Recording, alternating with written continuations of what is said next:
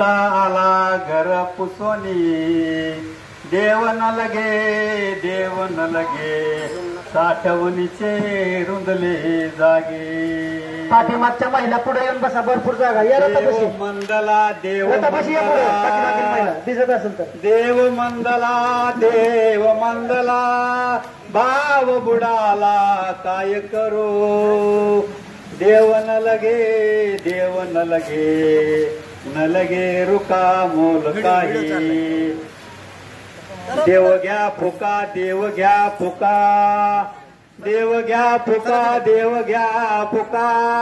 न लगे रुका मोल काही। देव न लगे साठवणीचे रुंदले जागे। दुबळा तुका भावे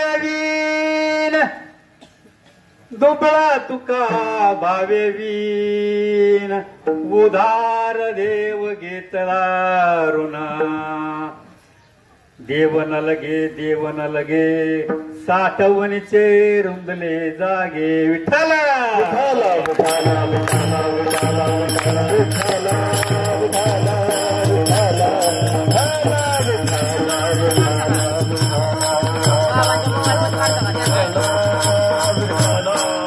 समाज ऐकत नाही।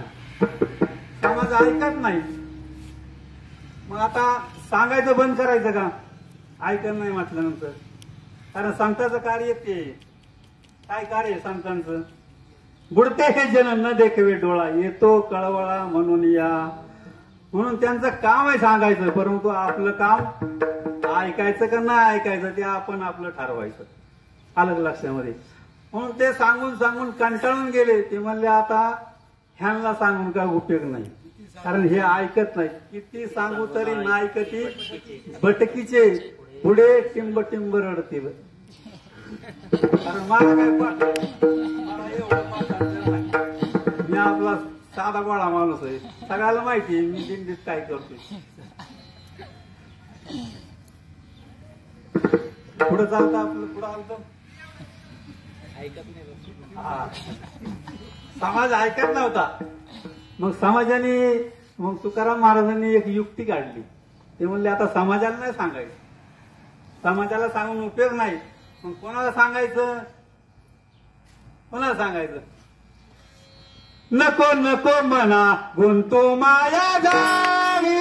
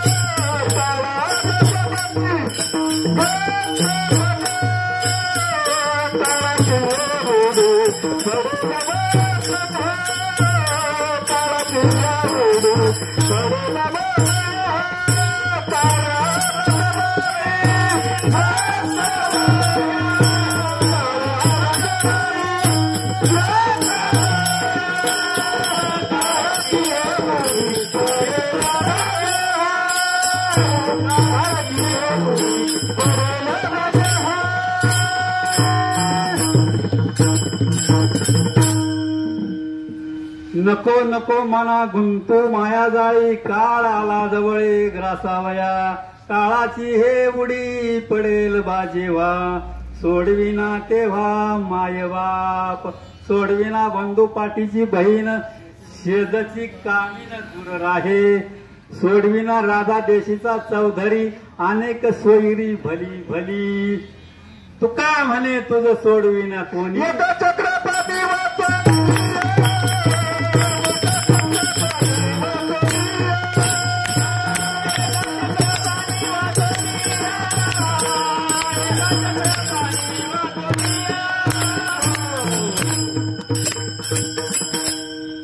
मला सांभाळून घ्या बरं का? तुम्ही प्रमाणात क्षेत्र राहिले ना तर मला बोलता यायचं ना। एकटाच म्हणून तुम्ही बरीच मी एकटाच आहे। तुम्ही काय एक दमला की दुसरा आहे, एक दमला की दुसरा आहे। कारण पक्वाच्याचं बी तसंच आहे। मानणारे काय करते बदलून म्हणते आहे का नाही. पण वाजविणारा एकटाच असतो, ते दमून जातो बिचारा वाजवून असं. तुम्ही आम्ही खेळी मिळी गदारोळी आनंदी असंच पाहिजे. मग तुकाराम महाराजांनी ठरवलं की आता ह्या समाजाला सांगायचं नाही. मग समाज ज्याच्या ताब्यात आहे ना, समाज ज्याच्या ताब्यात आहे त्याला सांगायचं. समाज म्हणजे आपण कोणाच्या ताब्यात आहे? का बायकोच्या? आपण मनाच्या ताब्यात आहेत ना, कारण आपल्याला सर्व समजलेलं आहे सद्गुरूच्या कृपेने, म्हणून आपण म्हणतो मनाच्या ताब्यात आहे का नाही. मग आपण मनाच्या ताब्यात आहेत. पण आहेत का आपण मनाच्या ताब्यात? आपण आपल्या मनात विचार करा, आपण आपल्या मनाच्या ताब्यात आहोत का? जर जो असेल ना मनाच्या ताब्यात त्याने वर हात करून मला सांगा की आम्ही मनाच्या ताब्यात आहोत. आहे का कोणाची? मनाच्या ताब्यात आहेत का आपण? मग नुसतंच म्हणायचं का? नुसतंच म्हणायचं का आम्ही मनाच्या ताब्यात आहे? अहो खरं परमार्थासाठी मनच आपल्याला आपला उद्धार करणार आहे, आणि आपलं मनच आपल्याला कुठे नेणार आहे? खाली नेणार आहे, म्हणजे गर्भवासाला नेणार आहे परत. आलं लक्षामध्ये? म्हणून असो तुकाराम महाराजांनी मग काय केलं? मग त्यांनी म्हणलं आता आपण असं करू, कारण समाज ऐकत नाही ना, मग आपण आता व्यापार करू. म्हणून त्यांनी व्यापार सुरू केला. व्यापार कशाचा केला? आम्ही व्यापारी आम्ही नामाचे व्यापारी.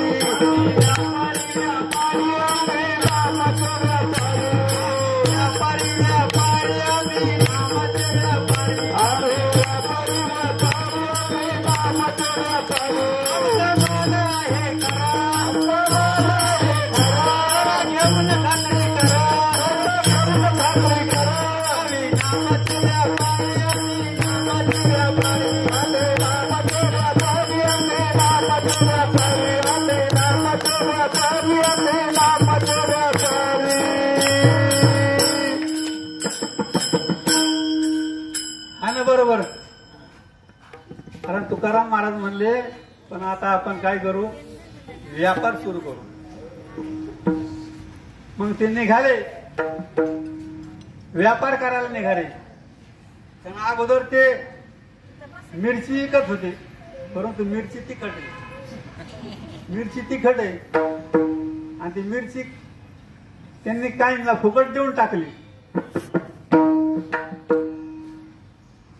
आणि मग म्हणले आता आपण काय करू? कारण समाज असा सुधारणार नाही. कारण कसं असतं, संतांना आहे ना अधोगती सहन होत नाही, आणि प्रगती कोणाला सहन होत नाही? भावकीला प्रगती सहन होत नाही. किंवा एखादा दुसरा महाराज असला तर त्याच्या विरुद्ध दुसरा महाराज असला का नाही, त्याला ह्याची प्रगती सहन होत नाही, ते पुढे गेल्याला. बरोबर आहे का? म्हणजे भावकीला प्रगती सहन होत नाही आणि कुत्र्याला गती सहन होत नाही. जर आपण कुत्र्याच्या समोरून गाडी जोरात मारली का नाही, कुत्र माग पळत. मग काय म्हणतो, त्याच्या मित्रांना म्हणतो लावली का नाही पेटवून, आहे का? म्हणून कुत्र्याला गती सहन होत नाही, संतांना अधोगती सहन होत नाही. म्हणून संत काय करतात की आपल्याला उद्धाराचा मार्ग सांगतात. आलं लक्षामध्ये? म्हणून संतांनी आपल्याला काय केलंय? सावध केलंय. उठा जागे व्हा रे आता, उठा जागे व्हा रे आता, मरणाला पंढरीनाथा,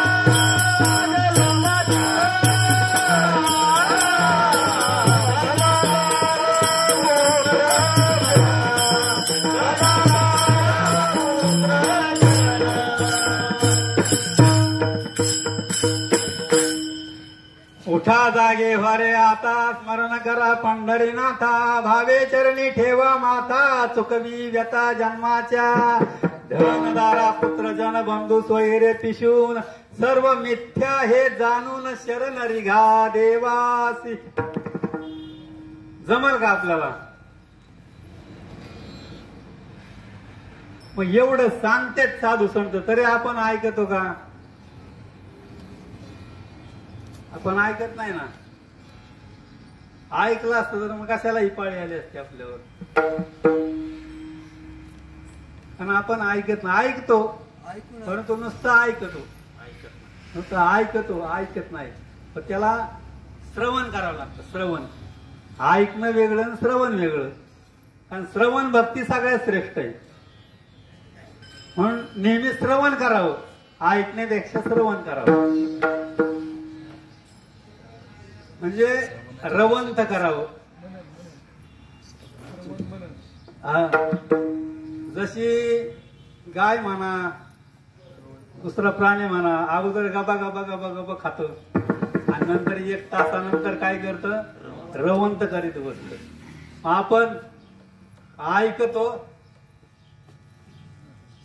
परत त्याच्यावर विचार नाही. एखाद्याला विचार नाही, कुठे गेलता? कीर्तनाला गेलतो. कोणता अभंग घेतला होता? एवढं कोणाला जमतोय? मग जायचं कशासाठी? आम्ही कीर्तनाला गेलो, आम्ही कथेला गेलो, आम्ही प्रवचनाला गेलो, आम्ही रामायणाला गेलो म्हणून आम्हाला पुण्य झालं. आम्ही दिंडीला गेलो आहे का नाही? दिंडीला कशाला जायचं? अहो आम्ही दिंडीत लय अनुभव पाहिले. कोण कसा हौशे नवशे गवशे सगळ्या प्रकारचे दिंडीत असतात. हा, परंतु असा ना का, कारण त्या निमित्ताने तर त्याला पायवारी घडती. असा ना का, कारण खोटं जरी केलं, नाटक जरी केलं तरी ते एक दिवस सफल झाल्याशिवाय राहत नाही. अलग लक्षात. परंतु तुम्हाला नाही जमलं तुम्ही नाटक तरी करा. अलग लक्षात. तुम्हाला नसल अवस्था होत ना, तर अवस्थेचं नाटक तरी करा. अवस्थेचं नाटक करता येतं तुम्हाला. नसलं करता येतं मग तुम्हाला सांगतो मी कसं करायचं ते. आणि करता येतं असेल तर करा, कारण त्याच्याशिवाय परमार्थ नाही. अलग लक्षामध्ये. कारण आमचे दादा नेहमी सांगायचे, प्रवचनाला बसले का नाही ते सांगायचे, कशासाठी करायचा परमार्थ? परमार्थ म्हणजे नेमकं काय? कशासाठी करायचा? गाड्यावर पोथ्या वाटणे, पारायण करणे, प्रवचन ऐकणं, कीर्तन ऐकणं म्हणजे परमार्थ झाला का? म्हणजे वाचू नये असं आपल्याला म्हणायचं नाही. अलग लक्षणामध्ये. पारायण करू नका असं बी सांगायचं नाही. तुम्ही करा, परंतु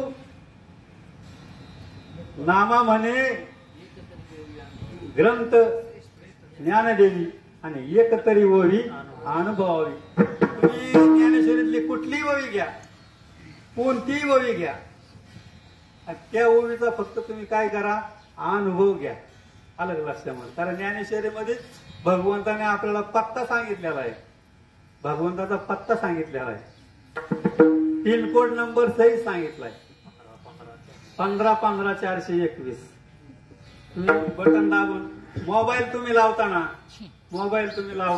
फोन नंबर लावता, बरोबर नंबर दाबता की लगेच तुम्हाला करंट लागतो, लगेच फोन लागतो का नाही? एखादा आकडा चुकू द्या बरं, लागतो का नाही? ना मग ते रॉंग नंबर सांगते, नाही तर म्हणते तर अस्तित्वात नाही, आहे का नाही?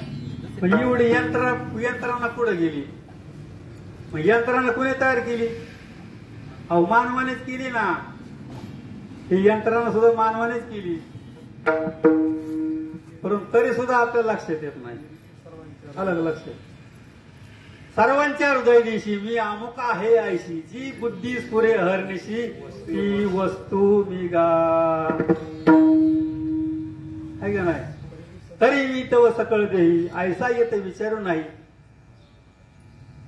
आहे का नाही? म्हणजे सर्व सांगितलं आपल्याला, प्रमाणात येत नाही बसायचं. माऊलीने सुद्धा सोपं सांगितलं, ज्ञानदेवा पाटा हरी हा वही कुठं भरला गण दाटा हरी दिसे, आहे का नाही? जानाबाईने मी दाखवून दिलाय, देव आहे देव आहे हृदय मंदिरे शोधून पाहे, देव नटला नाना परी भरून उरला चराचरी. अनेक प्रमाण आहेत, माऊली सुद्धा सांगतात एका अभंगामध्ये. काय सांगतात?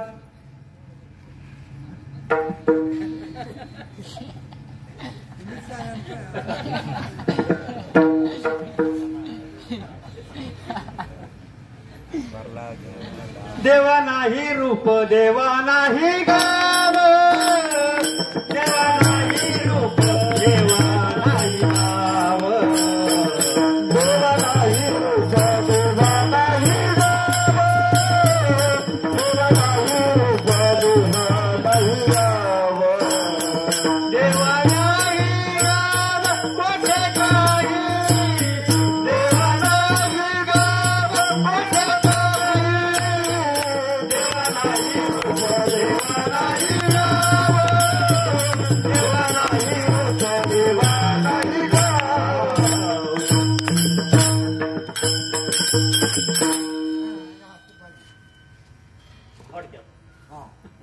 कारण ज्याला आपण शोधायचंय, कोणाला शोधायला चाललो आपण? भेटायला चाललो, देवाला भेटायला चाललो, आहे का नाही? तो देव कुठे आहे? पंढरपूर आहे. मग कशाला चाललंय? अहो त्याच्याकडे गेल्याशिवाय ना इथला समजणार नाही आपल्याला, एवढं लक्षात ठेवा. अरे त्याच्याकडे आपल्याला जावंच लागेल. वाट पाहे उभा भेटीची आवडी, कृपाळू तातळी उठा वेळ. कारण त्याच्या भेटीला आपल्याला जावंच लागणार आहे, आलं लक्षामध्ये. म्हणून तुकाराम महाराजांनी व्यापार सुरू केला, आणि व्यापार सुरू केला, परंतु म्हणले आता आपण नेमकं काय दिलं पाहिजे, काय विकलं पाहिजे. म्हणून त्यांनी सुरुवात केली पहिल्या अभंगाच्या पहिल्या चरणात. देव घ्या कोणी, देव घ्या कोणी, देव घ्या कोणी, देव घ्या कोणी, देव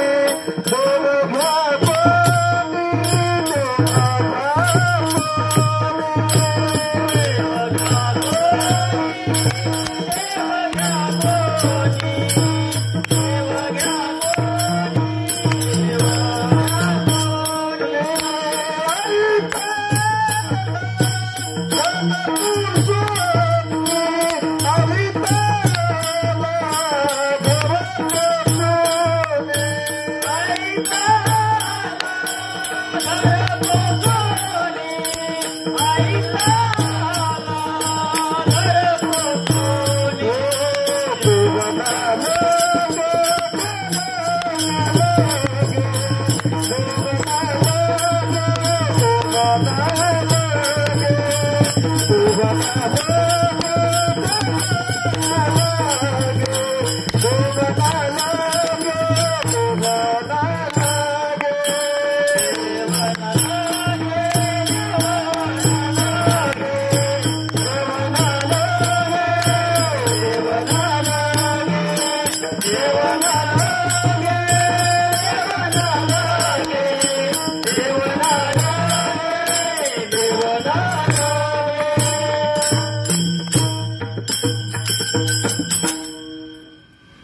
तुकाराम महाराज फिरू लागले, ते म्हणू लागले, हो देव घ्या कोणी, हो देव घ्या कोणी. हो आजीबाई घेता का देव? ना देव घेता का? देव पाहिजे का तुम्हाला? परंतु समाजाला देवाचं काही घेणं देणं नाही. ते म्हणले देव नको आम्हाला, आमच्याच घरात जागा नाही देवाला ठेवायला, आम्हाला तर राहता येईना, आम्हाला जर राहता येईना तर देवाला कुठं ठेवावा? कारण देवाला ठेवायला आमच्यात जागा नाही. कारण आमच्यात काय आहे महाराज? हा, काम क्रोध मद मत्सर दंभ अहंकार हे सर्व गच्च भरलंय आपलं. काय गज भरलेलं आहे.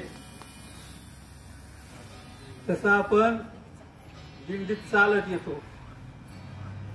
येतो परंतु श्रीगोंद्यापासून आपण पारगाव पासून चालत आलो. पारगाव पासून चालत आलो परत तिथं दुपारच्या मुक्कामाला मडके वस्तीवर आपलं चाललेलं पुण्य सगळं त्यांनी वाटून घेतलं. सगळं त्यांनी घेतलं. आपल्याकडे काय शिल्लक राहिलं नाही. तिथून परत चालत आलो श्रीगोंदा मुक्कामी. श्रीगोंदा मुक्कामी आल्यानंतर ती राजूभाऊ खेतमळे त्यांनी सगळं वाटून घेतलं आपलं. आपण इथपर्यंत येतो परंतु सगळं वाटीत आलो तर आपण सुद्धा, कारण आपलं काही शिल्लक राहिलेलं नाही. अलग लक्षामध्ये हा ना. आणि आज सुद्धा आपण या ठिकाणी आलो ना, या ठिकाणी सुद्धा कारण हे माझ्याकडे आज मला सेवा करायची नव्हती बरं का, कारण माझी इच्छा बी नव्हती सेवा करण्याची. परंतु काय झालं, काल आपले नवनाथ भाऊ नवरे काल तिकडे आले, दुपारच्या आपल्या मुक्कामाच्या ठिकाणी आले. ते आले म्हणले जय हरे भाऊ, आले माझ्यापाशी उभं राहिले आणि असे बघायचे. म्हणले काय बघता भाऊ म्हणले. ते म्हणले मी बघतोय म्हणले, हिरीतोय पण सापडला म्हणले, मला सापडला. म्हणलं काय हिरीता, कुणाला बघता. ते म्हणले उद्या सेवा कोणाची करायची ती बघत होतो मी. म्हणले मला सापडला. त्यांनी आमच्या गळ्यात लोढणं टाकलं. आता म्हणलं त्यांना म्हणलं राव तुम्ही चांगला माणूस बघायचा, माझ्या गळ्यात लोढणं टाकलं. म्हणलं काय हरकत नाही. म्हणलं आपण कोण करणार ते तर दादा करून घेतील काय असं, कारण आपण काही करणार नाही आणि आपण काही करतही नाही. आपल्याला येतंय काय तर आपल्याला काहीच येत नाही. कारण दादांनी सुद्धा कधी असं म्हणजे अभिमानाने कधी कीर्तन केलं नाही. आता प्रवचन म्हणजे बळच का आम्हीच करायला लावायचं, आम्हीच बोलायला लावायचं दादाला म्हणायचो दादा तुम्ही करा प्रवचन आज. ते आपलं सांगायचे आम्हाला समजून. परंतु दादांना सर्व गोष्टी ज्ञान होते बरं का, सर्व गोष्टी ज्ञात होत्या. कारण दादांनी सुद्धा मला पक्वादाचे काही बोल मला सांगितलेले लक्षामध्ये. आणि माझ्याकडं प्रॅक्टिस करण्यासाठी मृदुंग सुद्धा नव्हता, परंतु त्यांच्या जोडीला एक बोर्डे दादा असायचे. आणि मग त्यांनी मला काय केलं, त्यांच्या घरात एक खोड होता असं, ती खोड अजून आहे, तो पक्वाद बी आहे अजून दादांच्या मंदिरावर. ते दिलं, म्हणलं ह्याला तुम्ही बनवून घ्या. आणि खरं जर सांगायचं, एवढं सांगायचा उद्देश काय सांगू का, खरं म्हणजे माझा अनुभव सांगतो. माझा अनुभव असा आहे की मला या दिंडी सोहळ्यात म्हणा किंवा या संप्रदायात म्हणा येण्याचं कारण फक्त एवढंच होतं, तेवढं फक्त वाजवण्याचं. कारण श्रीगोंदा परिसरामध्ये आनंद संप्रदायाचं कीर्तन म्हटलं ना की वाजवायला कोणी येत नसत, कारण अंगात येतं म्हणून ते वाजवायला कोणीच येत नव्हतं. नाही खरी परिस्थिती तुम्हाला सांगतो, कोणीच येत नव्हतं, पकवाजाच नव्हता. फक्त एकच पकवाजा होता, तो माणिक आनंदकर म्हणून, तो आनंद देऊन शिकून आला होता आणि तेवढा एकटाच होता. परंतु त्याला कुठं कार्यक्रम आला ना साप्त्याचा, मग इकडे घोटाळा व्हायचा. आणि आम्हाला जामीन आमचे जावाई कपिलर शिंदे ते आमचे जावाई आहेत. हा जावाई म्हणजे खरोखर जावाई येत आमच्या, म्हणजे सख्खे जावाई, आमच्या सख्या साडूचे जावाई येते. आमचे जावाई झाले ना, मग आम्ही एके ठिकाणी बांधकाम क्षेत्रामध्ये, मी बांधकाम करणारा माणूस आहे, कारण बांधकाम क्षेत्रामध्ये आम्ही एकत्र आलो होतो आणि ते काम करत होते आणि मंदिराचं काम चाललं होतं. ते म्हणले दगडी काम करायचं आहे मामा, येताना का आमच्या जोडीला. म्हणलं चालेल येईल. आणि मग दगडी काम करण्यासाठी आम्ही गेलो. मग ते 6 महिने माझ्या मागे लागले होते याच्यासाठी. काय याच्यासाठी? कारण त्यांना माहिती होतं की ही वाजवते आणि आपल्याला चांगला माणूस होईल वाजवाय, त्यांच्या मनात असं. आता माझ्या काय ध्यानात मनात नव्हतं, परंतु अशा हिशोबाने 6 महिने माझ्या मागे लागले होते. परंतु म्हणलं मला जमत नाही, कारण मी ऐकलं होतं. काय ऐकलं होतं? कारण आमच्या गल्लीत चर्चा पाहिजे. काय म्हणायचे? ते घोटीतला बाबा येतो आणि तो अंगात आणून दाखवतो, म्हणजे अंगात आणतो घोटीचा बाबा. आता घोटीचा बाबा आम्हाला काय माहिती, आम्हाला घोटी नाही होईल आपल्या जवळची. मला वाटलं तिथलाच कोणतरी माणूस असं, नंतर समजलं मला. आणि मग एक दिवस असंच म्हणलं आता लईच सांगत येतं, म्हणलं जाऊ द्या, म्हणलं ऐका. मग ऐकलं त्यांचं. मग म्हणले काय करावं लागेल? ते म्हणले काय ना आपल्याला पारगावला जायचं. मग त्यांनी काय केलं, आम्हाला उचललं आणि पारगावला नेलं. फडक्या सांगतो आता सांगायचा विस्तार लय मोठा आहे. आणि मग पारगावला नेलं. पारगाव नेल्यानंतर मग दादांच्या पुढे बसावं. मग दादांनी आम्हाला केली विचारायला सुरुवात. म्हणले मग महाराज तुम्ही तर माळकरी दिसता. हा म्हणले माळकरी. आणि मग सांगायची हातोटी बघा बरं का, कारण सर्वसाधारण जीवाला समजलं असं सांगायचं. ते म्हणले तुम्ही माळकरी दिसता. हो म्हणले माळकरी. आता त्यांना काय म्हणते हेच माहित नव्हतं, आता महाराजच म्हणायचं. आणि मग कारण ती मला आधी महाराज म्हणायचे, तुम्ही महाराज माळकरी दिसता. हा म्हणले मी माळकरी देऊ. कुणाकडून माळ घातली? ते म्हणले तात्यांकडून घातली. हा म्हणले मग मी बी तात्यांकडून घातली, मग आपण दोघं बी सारखेच आहे असं म्हणले. म्हणलं बर मग चालेल. म्हणलं तुम्ही काय काय करता? काय नाही म्हणलं दादा वारी केली, आपली वारी पायी वारी करतो. आणि माझं एक नित्य नेम होतं. म्हणलं दादा काय करायचं? म्हणलं 1000 मान्याची माळ होती माझ्याकडे, मी करून ठेवली होती. आणि एवढे महिने होते टपोरे. 1000 मान्याची माळ होती. आणि ती 1000 मान्याची माळ सकाळी 11 माळी आणि संध्याकाळी 11 माळी रामकृष्ण हरीचा जप करायचं. सकाळी 11 माळी आणि संध्याकाळी 11 माळी. आणि मग अशा पद्धतीने म्हणलं मी जप करतो रामकृष्ण हरीचा. अजून काय करता? म्हणलं काय नाही, देवपूजा करतो घरातली, तुळशीला पाणी घालतो, कीर्तन ऐकतो, प्रवचन ऐकतो. म्हणलं तात्यांचे भागवत बी ऐकले. आणि मग आता जसं अनुग्रह देताना सांगतेत ना समोरच्याला, आता बरं सगळं सांगावं लागतं. पण मला काय त्यांनी सांगितलं नाही, पुढं काय सांगितलंच नाही. ते म्हणले मग तुम्हाला काय सांगायची बाकीची गरजच नाही. आणि मग अशा पद्धतीने मग आमचं याच्यात येणं झालं. थोडक्यात सांगतो, बाकीचं काय विस्तार सांगत नाही. आणि मग तिथून पुढं मग आमची वारी सुरू झाली. वारी म्हणजे आपली ही परमार्थाची वारी सुरू झाली. मग जिथं कीर्तन असेल तिथं दादा घेऊन जायचे. कारण मी कामावरून येऊस तर घर येऊन बसायची मंडळी, सोरणे महाराज, बोर्डे दादा, आपले दादा, बरेच 5-6 माणसं येऊन बसायचे. कारण वाजण्याशिवाय कीर्तन करत नाही ना, कीर्तन कसं होईल? जिथं कीर्तन असेल तिथं मला घेऊन जायचं, परत घरी आणून सोडायचं. अशा पद्धतीने आमचा नित्यक्रम चालू झाला.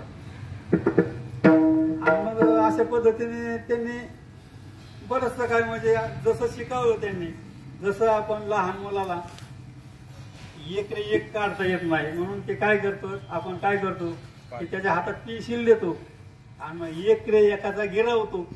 अशा पद्धतीने दादांनी मला सांगितलेलं आहे, असं एवढं शिकवलेलं आहे. म्हणून त्यांचे उपकार मला फेडता येत नाहीत. केले उपकार सांगू मी काय,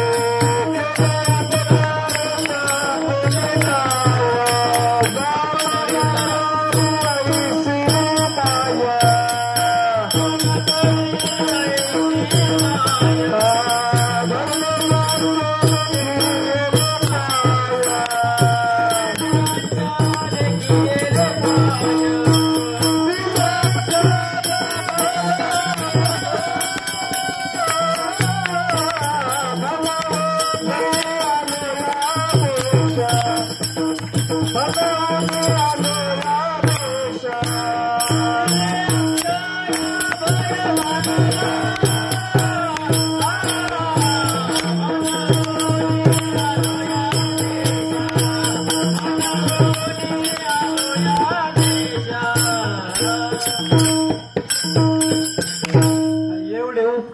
आपल्यावर केलेत, अलग लक्षामध्ये. मग आपण त्यांच्या उपकारातून उतराई हो का? अवकाशानेच होणार नाही. आणि श्रीपाद बाबाचं एक वाक्य आहे किंवा आपल्या ह्या देहाच्या कातडीचं आपण जोडे जरी शिवले आणि त्या सद्गुरूंच्या पायात घातले तरी सुद्धा उपकार फिटणार नाहीत. काय सांगू आता सांगताचे उपकार मद निरंतर जागविती. कारण ते आपल्याला सावध करतात, जाग करतात, अलग लक्षामध्ये. म्हणून तुकाराम महाराजांनी काय केलं की समाजाला सांगण्याचा प्रयत्न केला, अहो देव घ्या, देव घ्या तुम्ही. परंतु कुणीच देव घ्यायला तयार नाही, कुणीच घ्यायला तयार नाही. आणि ते म्हणायचे देव मला नको, आमच्या घरामध्ये देव ठेवायला जागाच नाही. खरंच तशीच परिस्थिती बरं का, तशीच परिस्थिती आहे का? कारण तुम्ही विचार करा, मी आल्यापासून पाहतोय. काय आल्यापासून म्हणजे 10 वर्षापासून पाहतोय, नुसतं आजच नाही, 10 वर्षापासून पाहतोय. काय पाहतोय सांगू का खरं? आपल्याकडे मोबाईल आहे ना, मोबाईल 1-2% चार्जिंग कमी झाले की लगेच 3 काय चार्जिंग करायला, मोबाईल चार्जिंग करायला शोधित बसतो, त्या खोलीत आहे का, त्या खोलीत आहे का, त्या खोलीत आहे का. मोबाईल चार्जिंग उतरून देत नाही. इतक्या म्हणजे जीवाला त्या मोबाईलचं वेळ लागलेलं आहे. मी म्हणतो नसली चार्जिंग तर काय होईल? फोन यायचा नाही घरून, आहे का नाही? आपल्याला फोन करता यायचा नाही. नाही मग ती मोबाईलच लागतो आम्हाला. मग तुम्ही विचार करा, त्या मोबाईलची चार्जिंग तुम्ही उतरून देत नाही, मग ह्या मोबाईलची चार्जिंग कवा करता? होती का नाही चार्जिंग ह्या मोबाईल? आपल्याला वाटतं का नाही हा मोबाईल आपला चार्जिंग व्हावा? वाटतंय का नाही? हा अहो पहिल्या वर्षी म्हणलं दिंडीला, म्हणलं ही काय डाके महाराज, ह्यांना म्हणलं चला येता का दिंड्याला? आले बरं का ते, आले 1 वर्ष आले, जोडीने आले देवी. आल्यानंतर मग परत माघारी आलो आम्ही. सोहळा पाहिला त्यांनी दिंडीचा, आवडला त्यांना. पण ती म्हणले सगळे मानणारे तर गायक आहेत, मग आम्हाला म्हणता येत नाही, काही नाही, मग आम्हाला काहीतरी शिकवा, मग आम्ही पुढच्या वर्षी येऊ. नाही तर मग काय उपयोग आहे आम्हाला येऊन.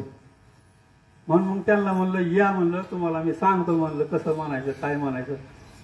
मग त्यांना पुढच्या वर्षी परत तयार केलं.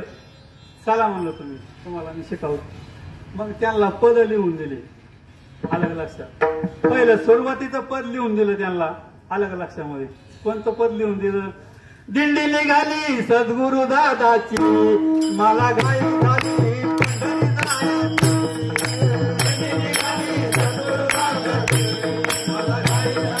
पंढरी जायची.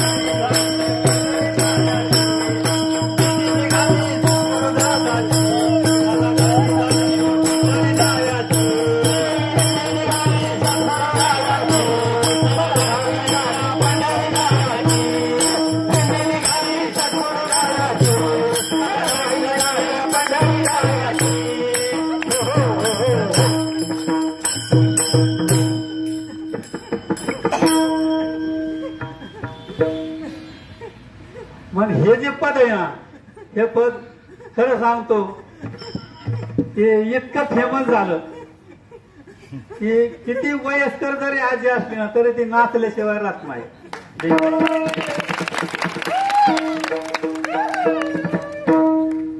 मग अशा पद्धतीने सोहळा आपला सद्गुरूंचा पंढरीला निघाला, आलं लक्षामध्ये. आणि मग आपल्याला अभंगावर यायचंय बरं का. आणि मग दुसरं पद म्हणू का. हा, मग परत त्यांना दुसरं पद तयार केलं, परंतु नेहमी नाही एवढं जास्त लांबवणार नाही. कारण कसं आहे की मला चालना देणारे दादाच आहेत बरं का.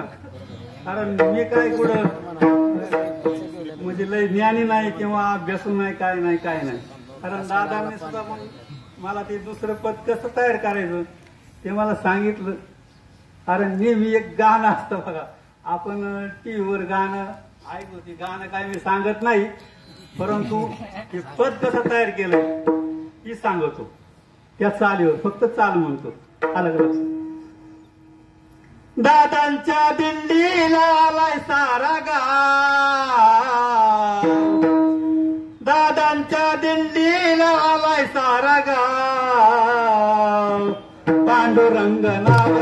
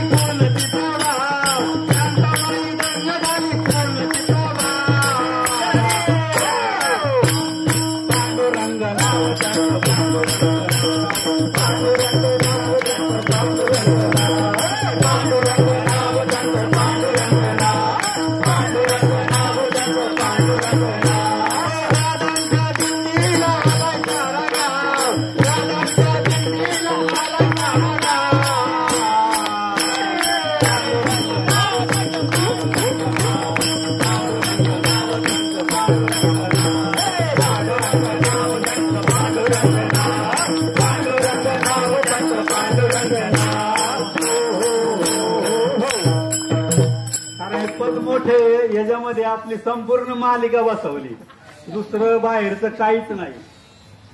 कारण थोडक्यात सांगतो, हे पद कसं आहे,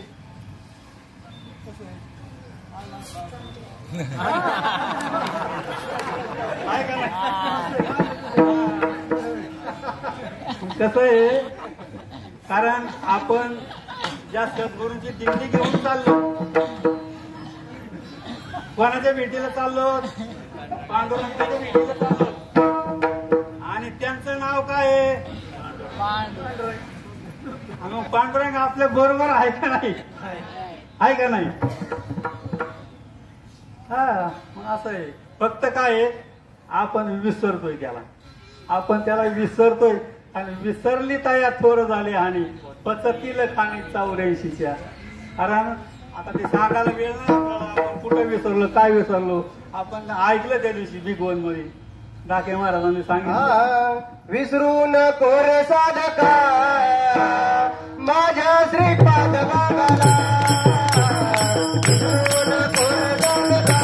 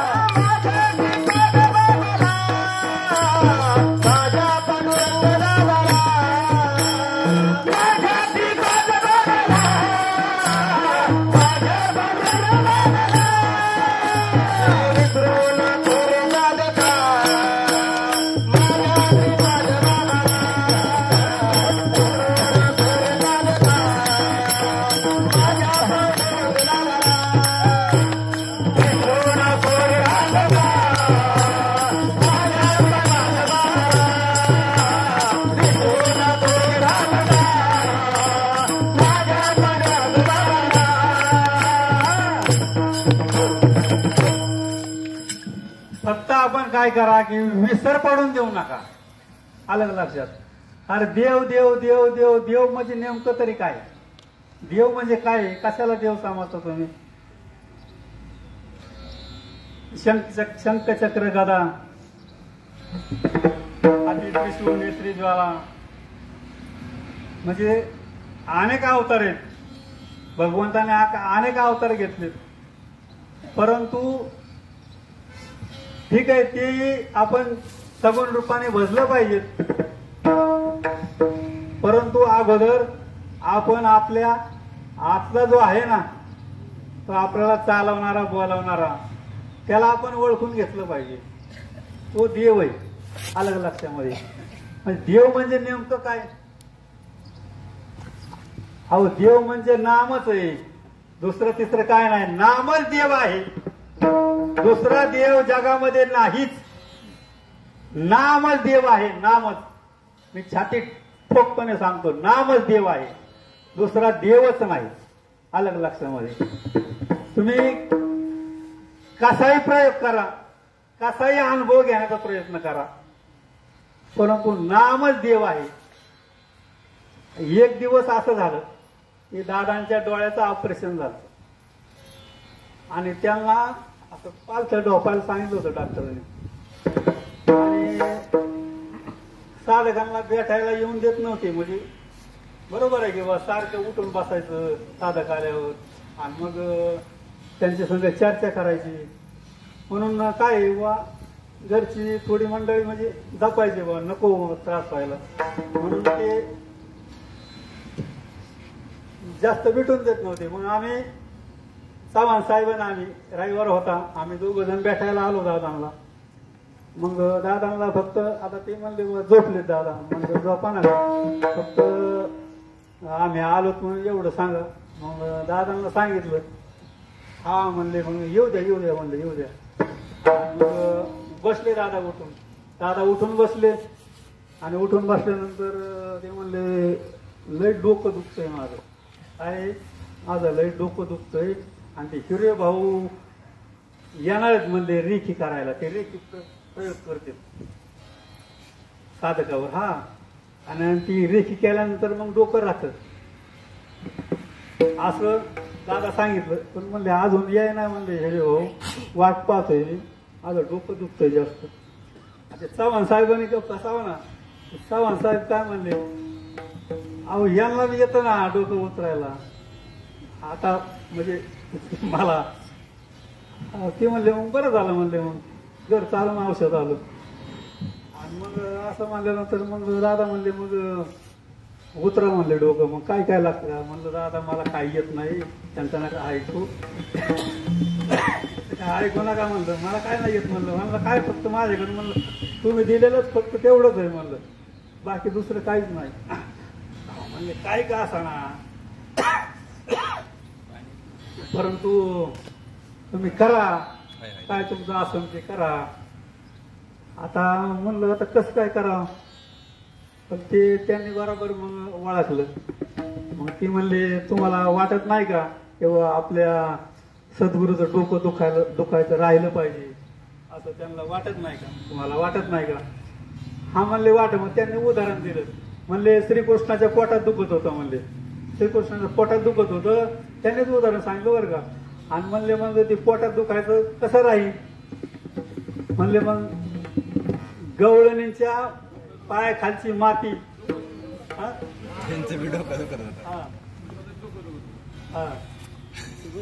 म्हणले ती जर माती आणली ना, तर ती माती खाल्ल्यानंतर माझं राहील. मग कुणीच गवळणी तयार व्हायना, कुणीच तयार व्हायना. मग राधा नावाची जी गवळण होती का, मग ती तयार झाली. म्हणले मग आमच्या सद्गुरूसाठी आम्ही नरकात गेलो तरी चालेल, परंतु आमच्या सद्गुरू त्रास नाही झाला पाहिजे. म्हणून म्हणले काय हरकत नाही, म्हणले घेऊन जा. मग दादा म्हणले मग त्या पद्धतीने मग तुम्हाला वाटत नाही की बा आपल्या गुरुचं डोकं दुखायचं राहिलं पाहिजे, मग काय करावं लागेल. म्हणलं काय नका करू, म्हणलं दादा आता मीच करतो, काय करायचं आता असू दे म्हणलं, आता काय होईल ते होईल. मग मी काय केलं, चटई टाकली खाली, चटई टाकल्यानंतर मग दादांना कळलं की दादा लगेच बसले खाली. दादा खाली बसल्यानंतर मी त्यांच्या पुढे बसलो, कारण आपल्याला म्हणता येत नाही ना की दादा आता बसा तुम्ही खाली माझ्या पुढं, असं कसं काय म्हणता येईल, नाही ना म्हणता येणार. आणि मग बसल्यानंतर मग त्यांनी, तर मी काहीच करीना. मग त्यांनी काय केलं, त्यांनीच माझा हात उचलला आणि त्यांच्या डोक्यावर ठेवला. असं केलं त्यांनी. आता त्यांना कळलं लगेच आता नेमकं पुढे काय प्रयोग. त्यांना साधू संतांना सांगावंच लागत नाही, त्यांना सगळं कळत. हा, त्यांना सगळं कळत, कारण त्यांनी मग त्या पद्धतीने माझाच हात उचलला आणि त्यांच्या डोक्यावर ठेवला. ठेवल्यानंतर मग जी अवस्था दाखवायला सुरू झाली, इतकी अवस्था झाली सुरू, दादांना झाली, आम्हाला झाली, चव्हाण साहेबाला झाली, सगळ्यांना अवस्था झाली. आणि मग म्हणले माझं डोकंच राहिलं, विठ्ठल विठ्ठल विठ्ठल विठ्ठल.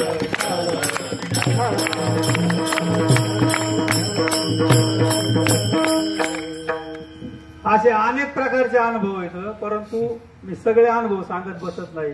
आणि मी ते सद्गुरूंनी सांगितलेलं जे सद्गुरू नावाचा ग्रंथ आहे का, तो सुद्धा दादांनीच मला तयार करायला सांगितलाय.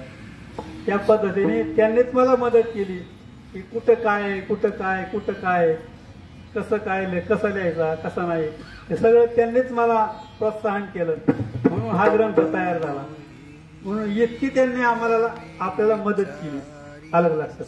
मग आपण त्यांना कसं विसरायचं, विसरूच शकत नाही. तुम्ही विचार करा, श्रीगोंद देऊन इथपर्यंत आपण आलो, आपल्याला काय काम करता वाटले का, काहीच काम करता नाही. अहो खाण्यापिण्याचं सोडा, खाण्यापिण्याचं कुठेही भेटतं, कुठल्या दंडीत भेटतं, परंतु बाकीची जी व्यवस्था आहे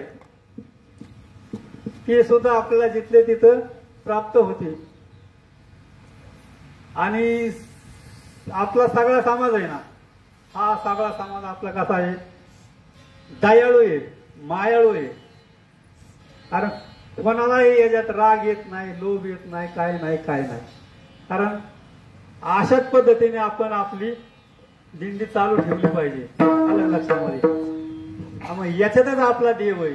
कशामध्ये, कारण आपण दिंडीत चालत असताना आपण नामघोष केला पाहिजे. कारण नामघोष कसा केला पाहिजे, सदा नामघोष करू हरे कथा, तेने सदा चित्ता समाधान, आलं लक्षामध्ये. कसं आहे बरं का, तुम्हाला एक व्यावहारिक दृष्टांत सांगतो. आपण नेमकं काय केलं पाहिजे आणि आपण सध्या काय करतोय. आता ही एक बाटली आणि ती एक बाटली. हा, आता ह्या बाटलीमध्ये आहे ना अमृत आहे, या बाटलीमध्ये अमृत आहे.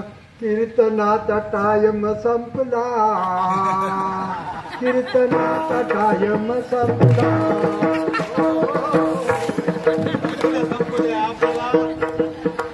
आपल्याला नाही जायचं ना, आपण त्यासाठी आलो. कारण समाज पाहिजे ना, आपण काय करतो समाज पाहिजे. कीर्तनाचा टाइम संपला, अहो जाहिरात लागली होती.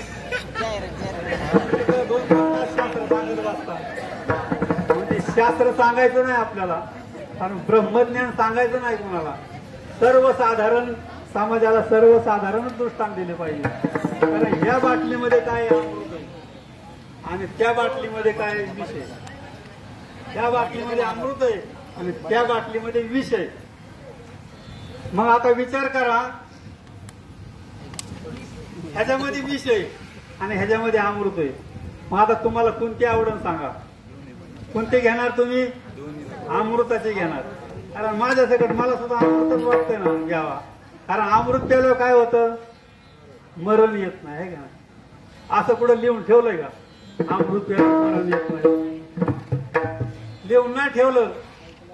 परंतु विचार करा, आणि विष प्यायल्यावर मरतो, आहे का नाही? परंतु विष प्यायल्यावर मरतो का? तसा मरणार नाही, मरणारच आहे. मग आता एखाद अमृत आहे, एखाद विष आहे.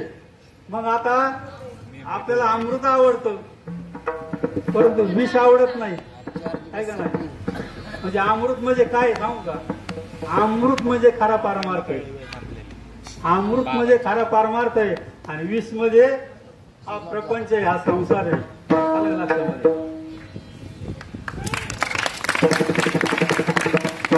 मग आपण याच्यात नादी लागतो, अजून सुद्धा आपण याच्यात नादी लागतो, परंतु हे आपल्याला आवडत नाही. आणि याच्यापेक्षाही, या अमृतापेक्षाही अमृताहुनी गोड नाम तुझे देवा, नाम तुझे देवा. अमृताहुनी गोड नाम तुझे देवा, नाम तुझे देवा. मन माझे नाभागीशी, म्हणजे अमृताहुनी गोड नाम तुझे देवा, ऐका ना. मन माझे केशवा नाभागीशी. कारण आपलं मन तिथं धजवत नाही, अमृत घेण्याला मन धजवत नाही. बघा ना, माशी कुठं बसती, तर इस्तवर बसन का? नाही बसवणार. मग हेच आम्हाला दादांनी सांगितलं. आता फक्त एकच आहे, एक दादांनी तेच सांगितलं आम्हाला. काय सांगितलं? की तुम्ही हेच करा. कारण काय केलं? तेलाचा डबा आहे 15 लिटरचा. 15 लिटरचा तेलाचा डबा आहे. त्याची किंमत आहे आता सध्याच्या किमतीप्रमाणे 1,500 2,000, बरोबर का? जोपर्यंत त्याच्यात तेल आहे, जोपर्यंत त्याच्यात तेल आहे तोपर्यंत आपण त्याला जपतो का नाही? आणि त्यातलं तेल सगळं संपून गेल्यानंतर सांदेला पडतो. मग पोरं त्याला खेळायला घेतात, इकडून लात मारे, तिकडून लात मारे. तो पोरांनी खेळत तो पार दाराच्या बाहेर जातो ना, तो रोडवर जातो. पार तो डबा पत्र्याचा रोडवर जातो. आणि रोडवर गेल्यानंतर गाड्या येतात, वाहनं, आणि त्या वाहनाने तो डबा चिमटून जातो. आणि चिमटून एका ठिकाणी साधेला जाऊन पडतो. तो सांदेला डबा पडल्यानंतर मग आता त्याची काय किंमत आहे ना, ते भांगारमध्येच जाणार, आहे का नाही? म्हणून मग असा दादांसारखे महात्मे येतात. हे काय करतात? त्या डब्याकडे पाहतात, म्हणजे हा डबा चांगला आहे, चिमटलाय, फक्त आपण त्याला काय करू? सरळ करू. म्हणून ते ठाकून ठोकून सरळ करतात. सरळ केल्यानंतर त्यात मग ते काय करतात? माती ओततात. ते तुळशीचं रोपटं लावतात. मला ते त्यात पाणी घातल्यानंतर मग ते तुळशीचं रोपटं वाढू लागतं.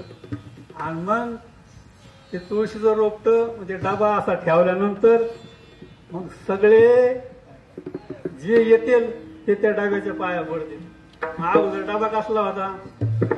म्हटलेला होता, म्हणजे भांगारमध्ये गेलेला होता. परंतु या सद्गुरूंनी तो डबा व्यवस्थित केला. तो डबा म्हणजे तो डबा ना, हेव डबा त्यांनी व्यवस्थित केला. म्हणून त्यांचे उपकार कशानेही फिटणार नाहीत. आलं का लक्षामध्ये? कारण हा देव आहे ना, हा देव तुकाराम महाराज सांगतात, उधार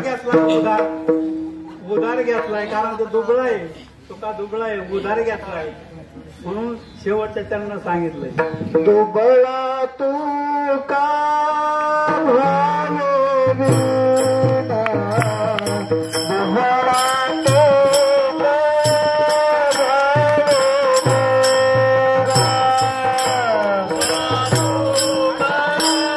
भावे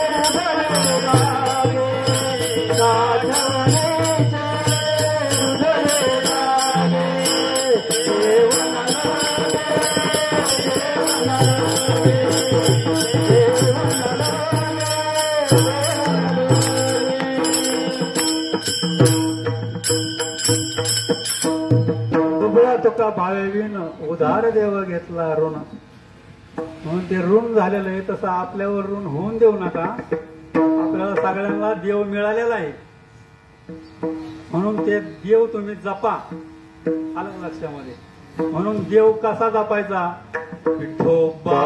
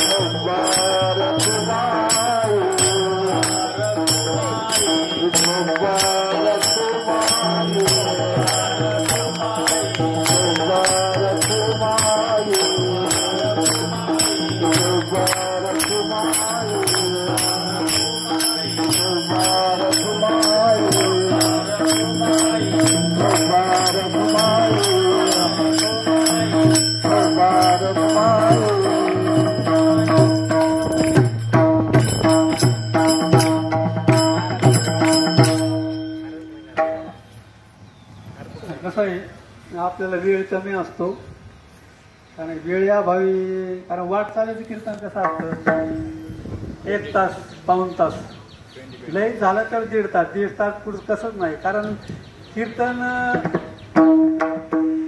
लई झटपट करायचं असतं. त्यामुळं आपण कारण सगळे दमलेले असतात. आज आपल्याला आता सुंदर अशी पंगत होणार आहे. ते वरकुटे आगोटी वरकुटे साधक परिवार आणि आगोटी साधक परिवार. आता आगोटीच ना